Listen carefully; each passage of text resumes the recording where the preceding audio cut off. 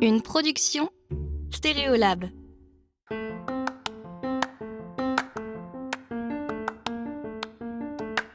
J'ai trouvé exactement ce que je voulais faire comme métier, mais vraiment par hasard.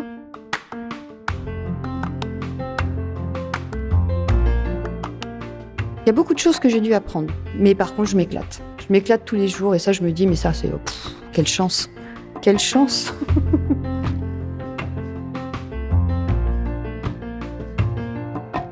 Bonjour et bienvenue dans Travail soigné, le podcast des gens qui aiment leur métier et qui en parlent bien. Dans cette série, je vous invite à découvrir des personnalités hors du commun, leur rapport au travail et leur satisfaction intime d'exercer leur métier avec soin. Une fois encore, nous sommes à Paris et une fois encore dans mon quartier. Alors vous allez dire que je ne me fatigue pas trop, mais j'ai quand même traversé mon arrondissement à pied, vous noterez l'effort. Je joue donc à domicile, mais pour une bonne raison, car aujourd'hui je vous emmène chez ma dentiste. Pour tout vous dire, je ne la connais que depuis quelques mois, mais il se trouve que dès ma première consultation, j'ai instantanément compris que j'avais trouvé là une perle. Je n'étais pas tombé sur des tortionnaires jusqu'ici, mais je n'avais jamais ressenti autant d'attention envers moi sur ce fauteuil que l'on trouve rarement confortable.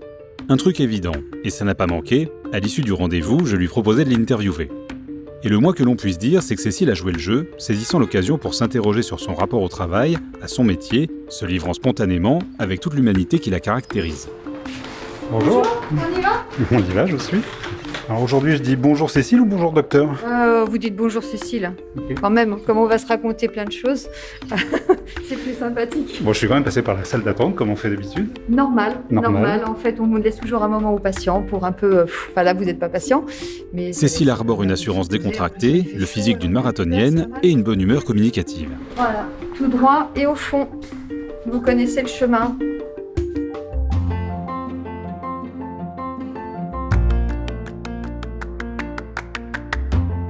Sur plusieurs sujets que nous avons abordés, Cécile m'a rappelé Pia, la sage-femme dont j'avais brossé le portrait dans le 2e épisode de la 2e saison de Travail soigné, à commencer par le hasard, il l'a conduite vers son métier.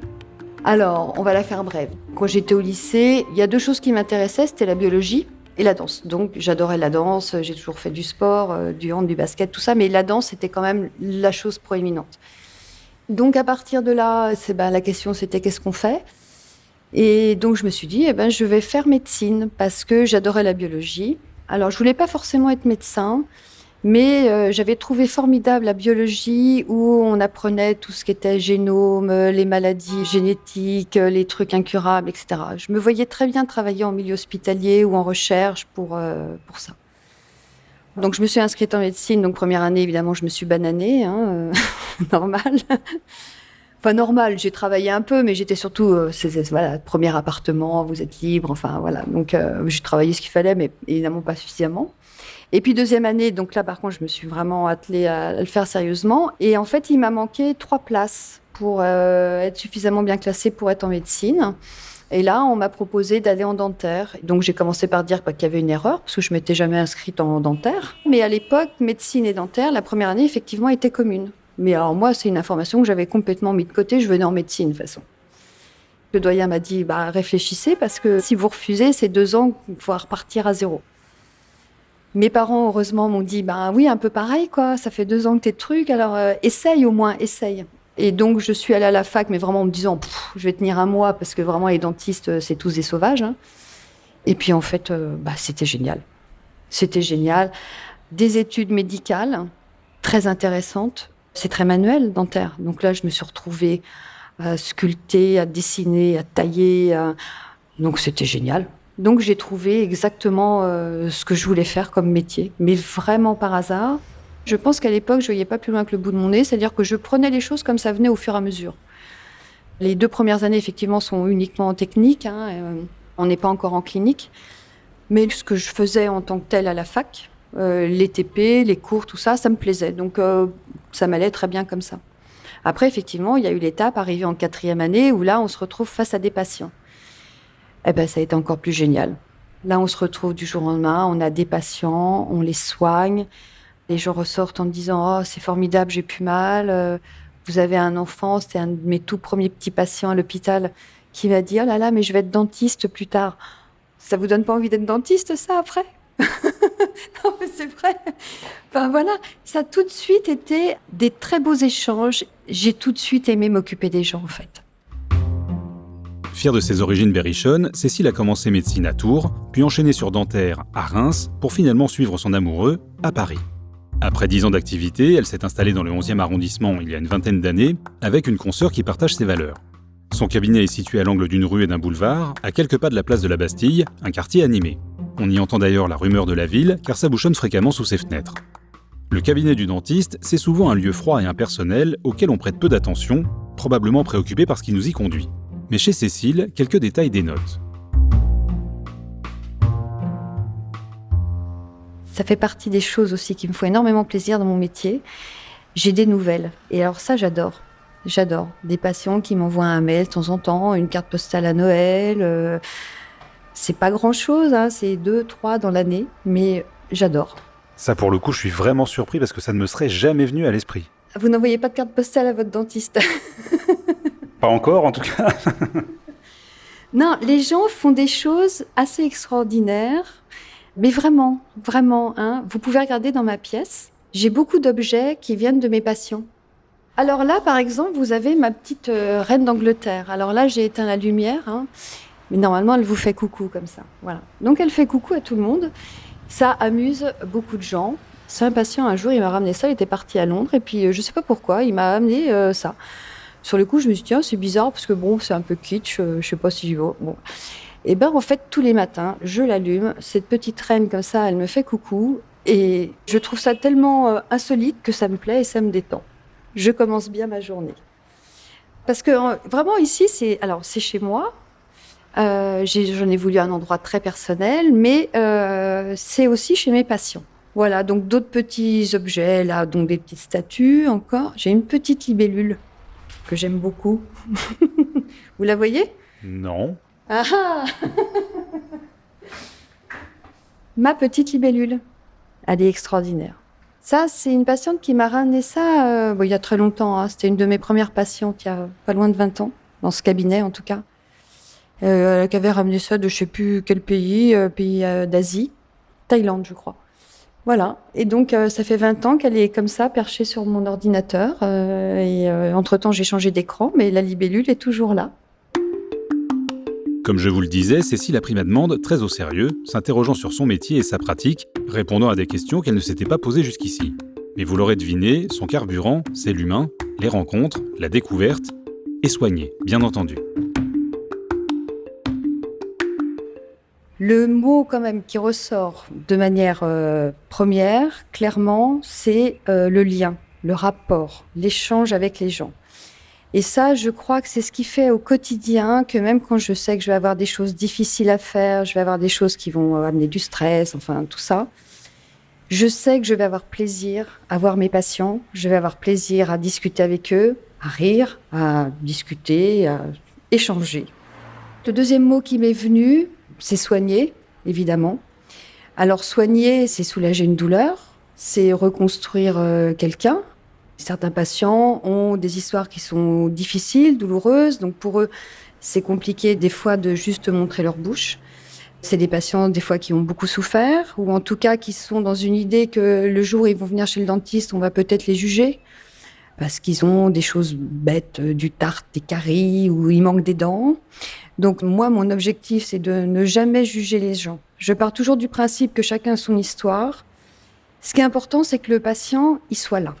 Et j'estime qu'à partir de là, c'est à moi de faire en sorte qu'il se fasse soigner et du coup qu'on lui redonne le plaisir de sourire, la possibilité de manger, la possibilité de parler, Mais pour quelques patients, c'est vraiment une première étape déjà de venir au cabinet et d'oser ouvrir la bouche.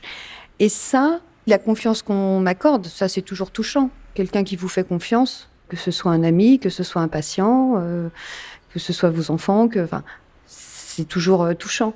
Mais c'est surtout que pour certains patients, quand on sait la difficulté que ça représente pour eux, quand on voit la souffrance la première fois où ils viennent, quand on voit qu'ils reviennent et que ça y est, on a passé ce petit cap et que du coup la confiance est là, ça veut dire surtout que eux-mêmes, je sais que je vais pouvoir les aider, je vais pouvoir les soigner. Et je me dis, ça y est, le patient, il a amorcé aussi quelque chose pour lui de très positif. Chacun a son intensité et son degré de douleur ou de souffrance ou de regard sur soi-même. Donc soigner, c'est ça. C'est écouter aussi. Moi, j'aime bien savoir qui je vais soigner, même pour un acte banal, hein. Je pose beaucoup de questions. Des fois, les patients me regardent genre, mais de quoi tu te mêles? mais j'aime bien savoir à qui j'ai affaire. Ça m'aide aussi à avoir un lien avec eux parce que chaque acte, en fait, en dentaire est individuel. On n'aura jamais la même manière exactement de tenir une instrumentation, d'écarter une joue, de tenir une langue, parce que tout ça, c'est l'intimité du patient. Il y a des patients qui vont accepter qu'on ait certaines positions avec nos mains pour travailler et d'autres non. Ça fait 30 ans que je travaille et ça fait 30 ans que j'essaie de comprendre ce que vivent les gens. C'est important, je vais dans leur bouche, je vais dans leur intimité. Donc il faut que je sache. Voilà, pas que je sache. Il y a des patients, évidemment, ils viennent, ils ouvrent la bouche, ils repartent et puis voilà, parce que pour eux, ils vont chez le dentiste comme ils vont chez le coiffeur. Mais dans la majorité des cas, les gens, effectivement, aiment bien aussi qu'on fasse attention à ça. Et c'est normal, c'est légitime. En tout cas, c'est ce que j'essaye de faire. Voilà, on travaille, on est sur des personnes, sur des gens. Et puis le dentiste, c'est compliqué. Même quelqu'un qui a jamais souffert sur un fauteuil, qui a pas mal aux dents, qui vient, etc. Les gens ont quand même toujours un peu d'appréhension. Et j'ai pas envie qu'on vive ça avec moi. Parce que je voudrais pas le vivre moi-même, en fait. On a tous expérimenté ou entendu des anecdotes de séances chez le dentiste désagréables, voire brutales, qui ne jouent évidemment pas en faveur de la profession. Quand vous croisez un type en soirée qui se présente comme dentiste, vous allez plus ou moins réprimer une grimace, n'est-ce pas? Il y a des métiers comme ça qui pâtissent des clichés. Et dentiste est peut-être l'une des rares professions médicales qui inspire une telle méfiance. Après, on a un métier qui est très technique. Et puis, quand on travaille en bouche, il faut savoir que le patient respire. Donc, ça nous met de la buée sur les instruments, on voit pas bien. Le patient déglutit, donc la langue, elle vient. Le patient bouge, ce qui est normal. Ça demande énormément d'attention. Vraiment. Donc, c'est vrai que moi, c'est ma manière de fonctionner. Mais effectivement, il y a certainement des praticiens, et c'est, voilà, chacun son truc. Il y a des praticiens, effectivement, qui vont être avant tout très concentrés sur eux, leur acte, et ce qu'ils doivent faire pour ne pas blesser le patient avec la turbine, pour ne pas faire mal à la langue, et ils vont être très concentrés sur leur acte, parce que ce qu'on fait, effectivement, est très, très précis.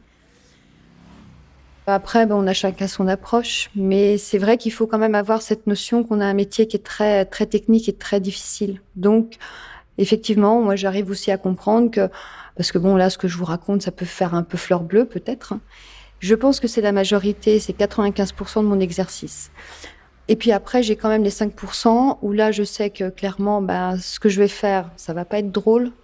Ça va demander vraiment une concentration énorme. Et quoi qu'il se passe, que le patient bouge ou pas, tout ça, il faut que j'y aille, c'est comme ça, monsieur, voilà, je suis désolée. Et donc là, effectivement, ça va être les 5% de mon activité où le patient, il peut ressortir en disant « Punaise, on m'avait pas fait de cadeau, celle-là !» Parce que des fois, oui, voilà. Il faut y aller, quoi qu'il se passe. On sait que c'est ce qui va soulager le patient, on sait que c'est ce qui va être... Mais c'est vrai qu'il y a toujours une notion on le sait que des fois, on va brusquer les patients. D'où l'idée que, effectivement, il faut discuter, il faut expliquer, il faut... Et donc, même ces actes-là, j'ai envie de dire que ça arrivera toujours à se passer à peu près en douceur. Enfin, que le patient, en tout cas, en garde pas un souvenir trop difficile.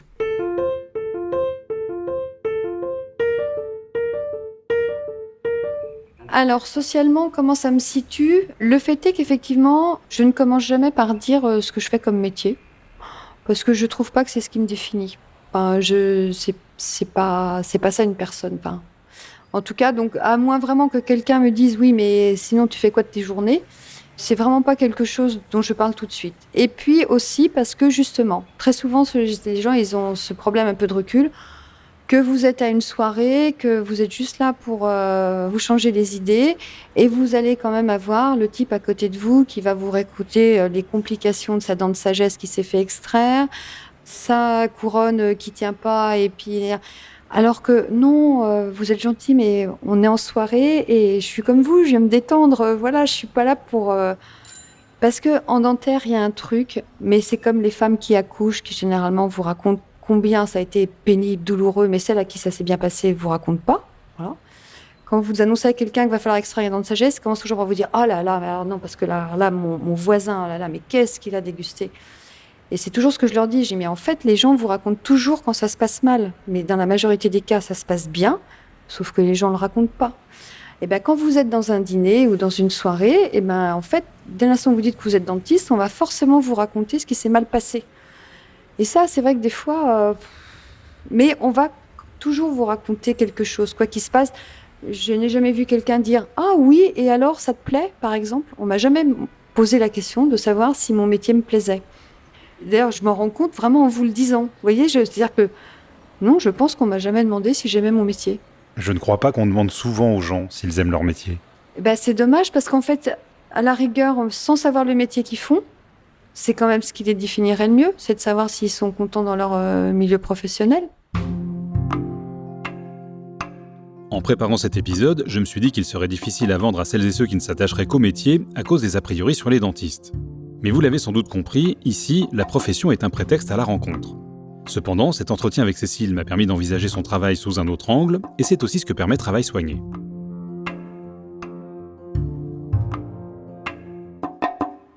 On ne s'ennuie pas dans notre travail, en fait.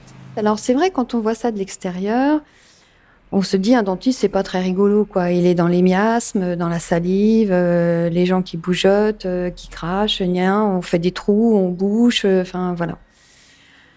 Mais c'est vraiment pas ça. Chaque patient est différent, donc même un acte qui peut sembler similaire sera différent d'un patient à l'autre. Il faut mettre de l'humain dans ce qu'on fait. On n'est pas juste là pour faire des trous et les boucher. C'est indispensable. Et surtout, on a un métier où on ne s'ennuie pas. C'est un métier qui évolue énormément au niveau technologique. Moi, en 30 ans, c'est hallucinant. Enfin, voilà, c'est dingue. Les matériaux, les nouvelles techniques d'approche, enfin...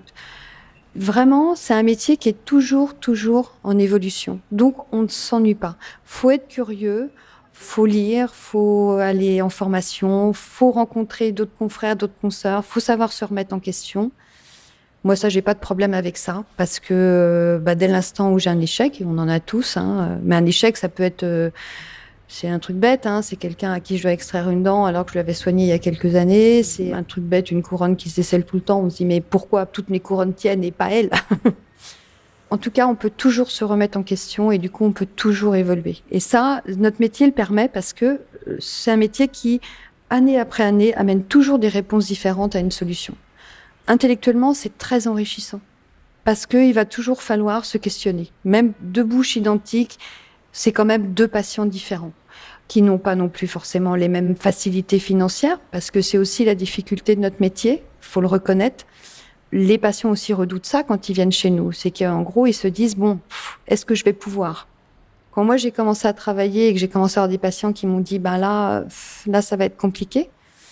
Pour moi, ça a été un vrai dilemme, en fait. Ça a été de me dire, mais qu'est-ce que je fais ? Parce que, en même temps, je peux pas les laisser comme ça, ces patients.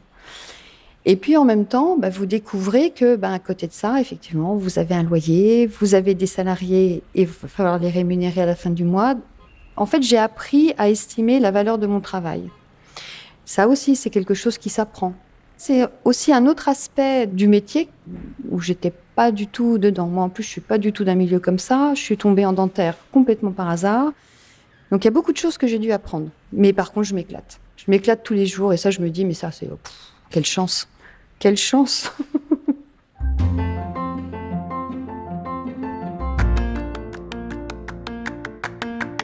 Mon métier aussi, le faisant dans une grande ville comme ça, c'est aussi que j'ai découvert des professions extraordinaires. Moi, d'où je viens, tout ce qui est média, ça n'existe pas. Tout ce qui est artistique, ça n'existe pas. Enfin, c'est une petite ville de province classique que j'adore, mais bon, voilà. Donc là aussi, ça m'a aussi permis de rencontrer une diversité de gens dans mes patients qui font des métiers, mais tellement différents. Des gens qui ont des histoires de vie aussi tellement différentes. Ça aussi, c'est une richesse que m'amène mon métier, c'est d'avoir pu rencontrer tous ces gens-là.